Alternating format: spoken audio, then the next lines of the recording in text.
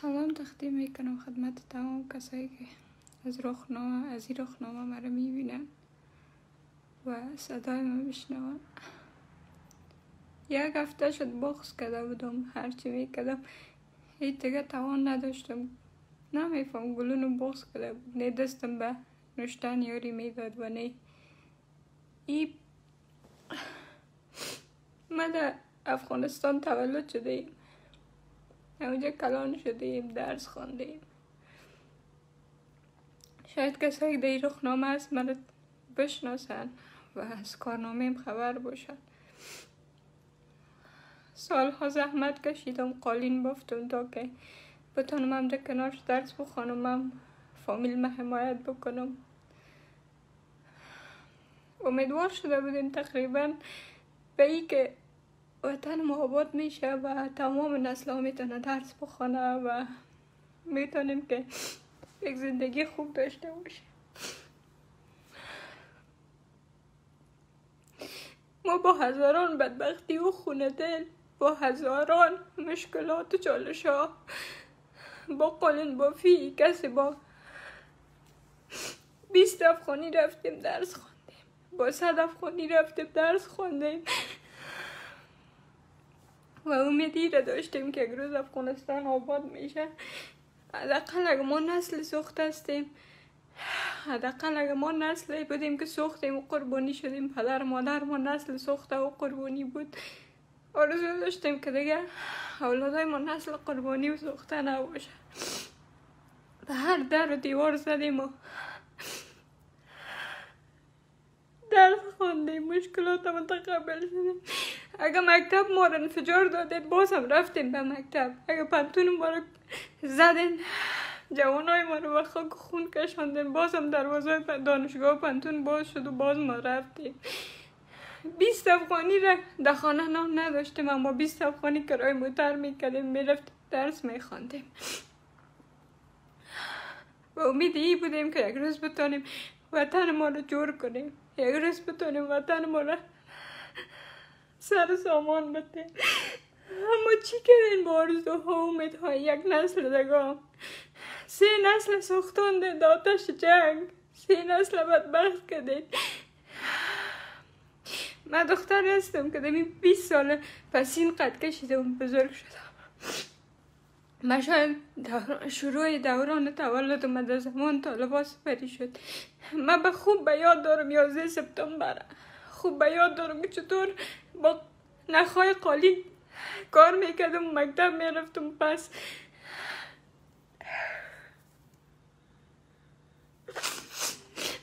می آمدیم. چی کردین با آرزوهای این نسل؟ چی کردین با 30 میلیون نفوس افغانستان؟ من هیچ فیلم وحشتناکتر از این ندیده بودم کس از طیاره خود اوزان کنه. هیچ فیلم وحشتناکتر از این ندیده بودم.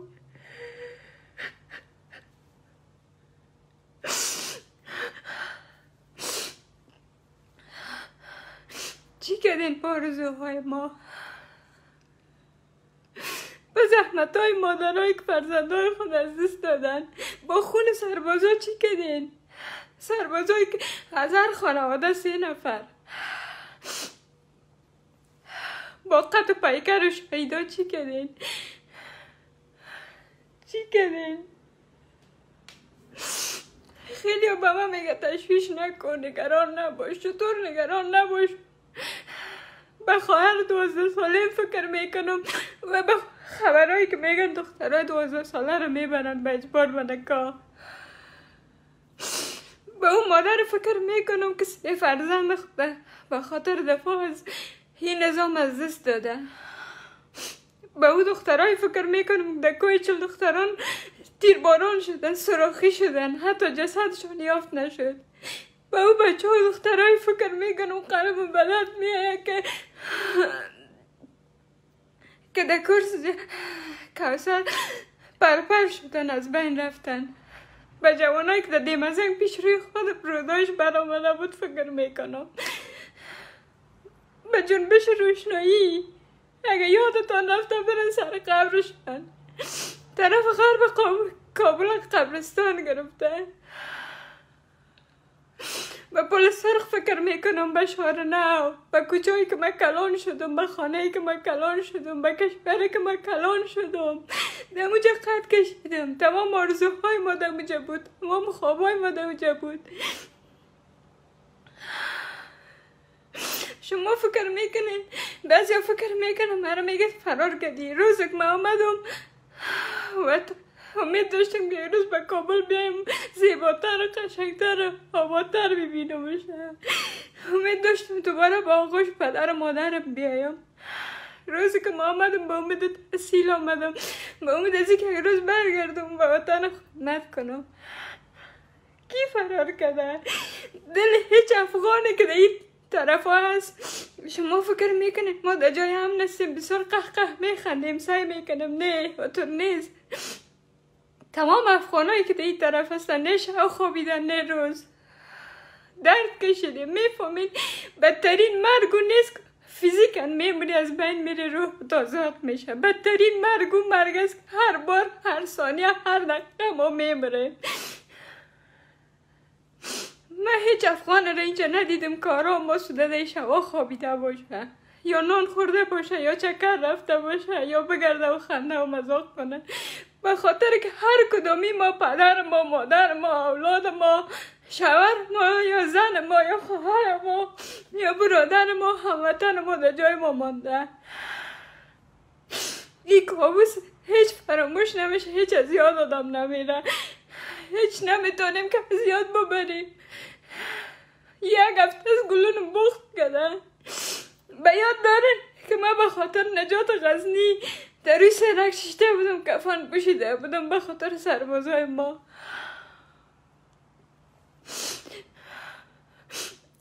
8 سال 9 سال که در افغانستان همیشه صدا بلند کردم، همیشه در جاده برآمدم. نه به خاطر کسب مقام بود، نه به خاطر پول و نه به خاطر کیس انداختن. مگه امروزی چه هستم؟ از کیس شخصی هستم.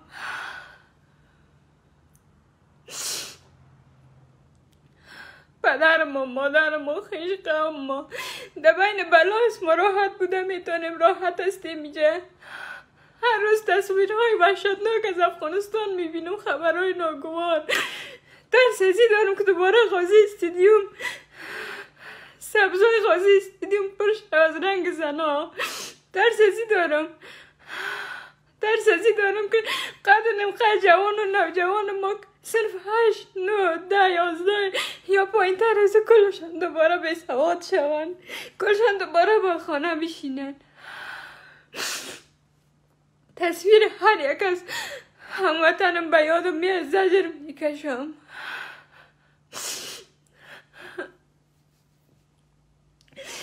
زجر میکشم به تنهایی خودم، به آوارگی خودم، به بیخانگی خودم. کی دوست نداره در وطن خود باشه که دم زبان خود باشه؟ وقتی که این طرف میایی یا در کشور بیگانه میایی، هیچ کس تو از خود فکر نمیکنن، حتی کمکت نمیکنن، حتی کست گم نمیزنن.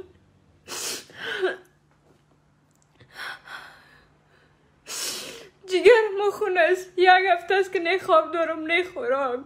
یک هفته است که در تشویش هستم، خون دل میخورم. اگر هیچ کس نمیبینه بگذار گریه کنم، بگذار تیمی ویدیو بگویم. جهان خوب میبینه، جهان خوب میبینه که با سرنوشت ما چی کردن، با سرنوشت 30 میلیون نفوس.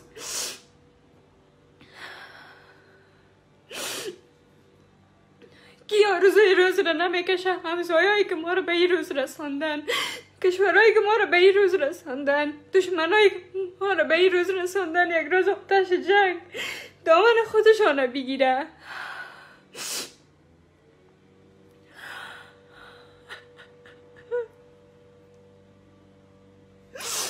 اینه مطمئن باشین، 100 آرزو میکنم کاش که میبودم پولی پدر و مادر خوار و بیادرم میبودم. اگه میمردم خو یک جای میمردم، همو این رقم زجر نمیکشیدم، این رقم خون دل نمیخوردم.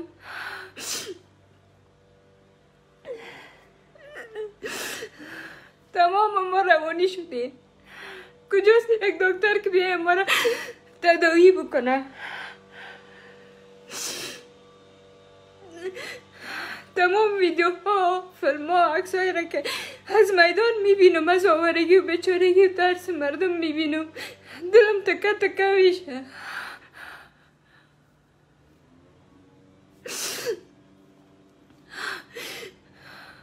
غنی میماندی به کشور، حتی اگه کشته میشدی خیلی خوشنامتر میبودی. تمام تاریخ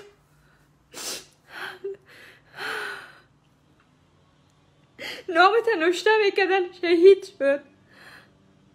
اما این ننگ با خود به کجا میبری؟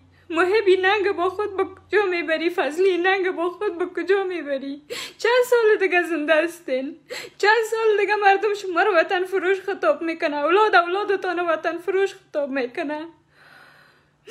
اولادتان فراری خطاب میکنه؟ چند سال دیگه زنده هستین و دلار رو با خود به کجا میبرین؟ 30 میلیون نفوس سرنوشتش بیچاره و بی خانمان کردین. کسی طرف ایران فرار میکنه، کسی طرف پاکستان فرار میکنه، کسی هم با طیاره خود از آسمان پرتاب میکنه. 30 میلیون نفوس حاضر از خودکشی بکنه، اما دیگه حاضر نیست که تکه تکه شوند. حاضر نیست که ننگ ناموسشون به دست طالب وحشیای پاکستانی تیرباران شود. کدام انسان عاقل این کار میکنه که به طیاره خدا بسته بکنه یا از طیاره محکم بگیره؟ هیچ انسان عاقل این کار نمیکنه. اما میفهمین دیگه عقل بر فکر کردن به او انسان نمیمونین.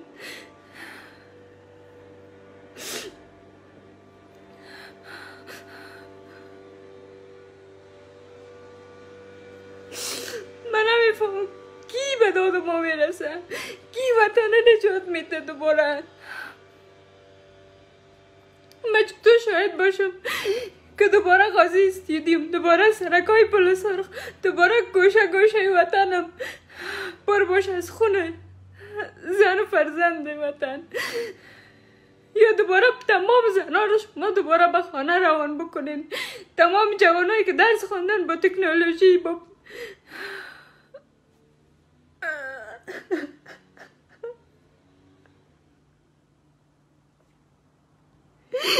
این رو باور کنین بدبختان از ما در کره خاکی کسی پیدا نشده و نبوده.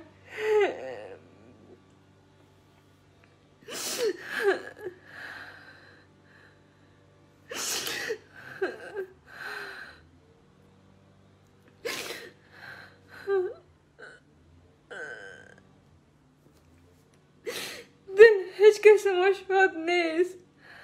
این مرگ تدریجی رو با خود کجا بکنیم؟ لحظه لحظه میمرم و زنده میشم، لحظه لحظه میمرم زنده میشم. من دختر بودم که بسیار خرد با بدن مادرم از غزنی کابل آمدم. خوب به یاد دارم زمان طالب بود که ما به کابل آمدیم. به یاد دارم که چه رقم زنها شلاق میزدن. به یاد دارم روزی که پدرم از سر کار خانه آمد و ریشای خود اصلاح کرد، دوباره وقت برآمد در روی بازار شلاقش زده بودن. به یاد دارم که در گلوی متوقلا در دشت برچی ما میشیشتیم. یک کس به نام ملا آخونزاده بود. او میفهمین که به پسر بچه های جوان تجاوز میکرد، بچه های جوان رو میرقصنده. خوب به یاد دارم، من طفل بودم یادم نمیره. از 7 سالگی من قالین بافی کردم در کابل تا که 12 خلاص کردم. هیچ یادم نمیره. او فقر را که ما کشیدیم، او بیچارگی را که ما کشیدیم، او روزایی را که نان بر خوردن نداشتیم، آب بر نوشیدن نداشتیم، اما صبر داشتیم، اما درس خوندیم، تحصیل کردیم.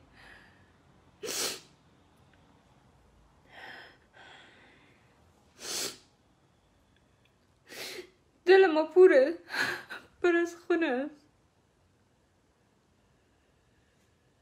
چطور شجاع باشیم؟ نشته میکنین شجاع باشیم. بیتوان شدیم، نتوان شدیم دیگه. و روشن شجاع نیستم که در این سنگ میشتم داد و بیداد میکدم به خاطر هزاران هموطنم در گیر خونخورای پاکستانی است. برم نشته میکنیم گریه نکن، خدا مهربان است. میگم چند سال دیگه ما گریه نکنیم، چند سال دیگه شهید نتیم، چند سال دیگه در بدر نشیم، موارد ملکای مردم نباشیم. تصویر طفل را میبینم که در میدان هوایی پدر مادرش هلاک کرده. قابل تحمل است.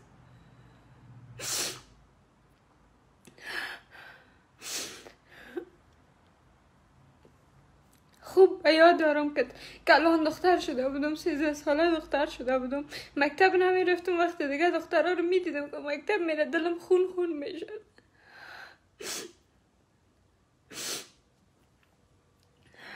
هیچ کدامی هم نسل لای ما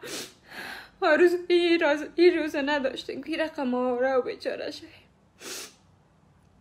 پدرم از جنگ، از مقاومت، از جنگیدن قسم میکرد، من باور نمیکردم. خورد بودم. یاد دارم زمانی که پدرم لطکوب کرده بودن، به خانه روان کرده بودن و پدرم از وحشی گری طالب قسم میکرد.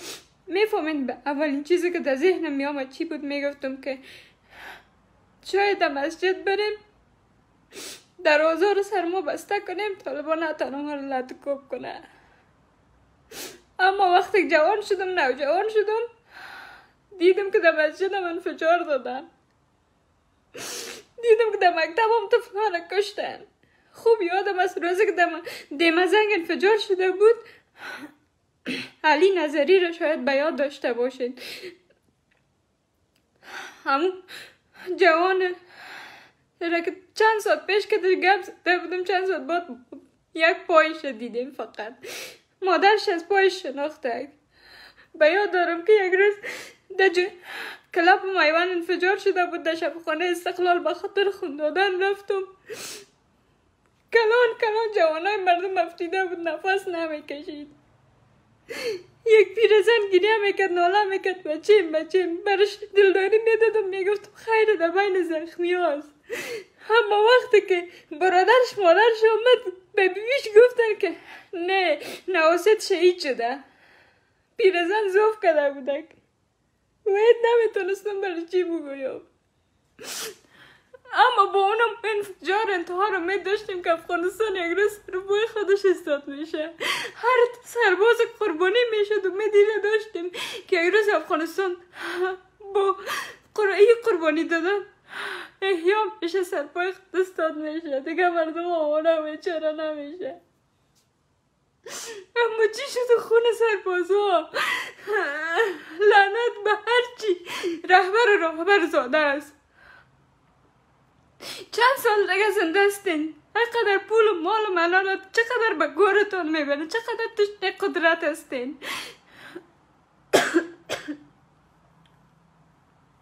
چقدر تشنه قدرت استین.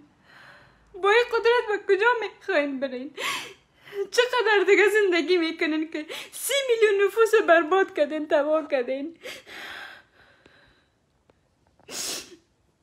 میگه امیدوار باش، طالب تغییر کرده. چطور تغییر کرده؟ با اون لباس های وحشتناک، سر روی وحشتناکشان.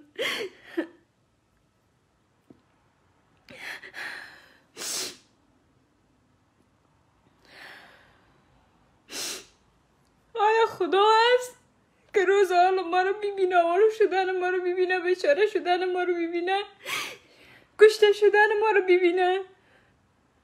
چطور آرام باشم؟ میتونم چطور آرام باشم؟ چطور این کابوس ها ختم میشه؟ در 3 روز تمام افغانستان رو تسلیم کردین. ویدیوی سرباز رو میبینم، میگه قماندان من تفنگم مده جبیات نمیتم. چطور تانستین از خون همسنگرایتان، از خون سربازایتان تیر شوید؟ به قماندانای میگم، با والیای میگم که تک ولایت رو تسلیم کردی. چون بچه و فرزند و برادر خودتان شهید نشده بود. به بیچارگی قماندان میبینم که بچه خود از دست داده بود. به سرنوشت و خودش پای خود از جنگ از دست داده بود. اما بازم کوشش میکرد در هرات مقاومت بکنه. به چهره خسته پیرمرد میبینم، به چهره خسته مادر میبینم که نه دیگه فرزند برش باقی مانده، نه دیگه اولاد، نه خانه، نه کاشانه.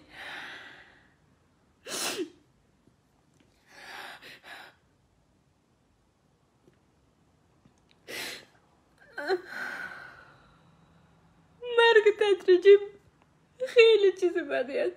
کاش میمردم در افغانستان، کاش میمردم هی روزه نمیدیدیم. اگر میکشن خواهی یک بار بکشن، چرا بار بار؟ روز کابل سقوط کرده بود، به تمام بچه های افغان و دخترهای افغان میدیدم چهرهشان زرد پریده بود و هیچ کس رنگ در رخ نداشت. کسی میگفت برادرم چطور میشه، کسی میگفت مادرم چطور میشه، کسی میگفت شوهرم چطور میشه، کسی میگفت زن و فرزندم در افغانستان چطور میشه. شبان خوابیدیم منتظر خبر موندیم که باز چی خبر نشر میشه. من پیش بینی کابوس میکردم اما به یه اندازه وحشتناک نه، به یه اندازه کابوس بد و فیلم وحشتناک نه.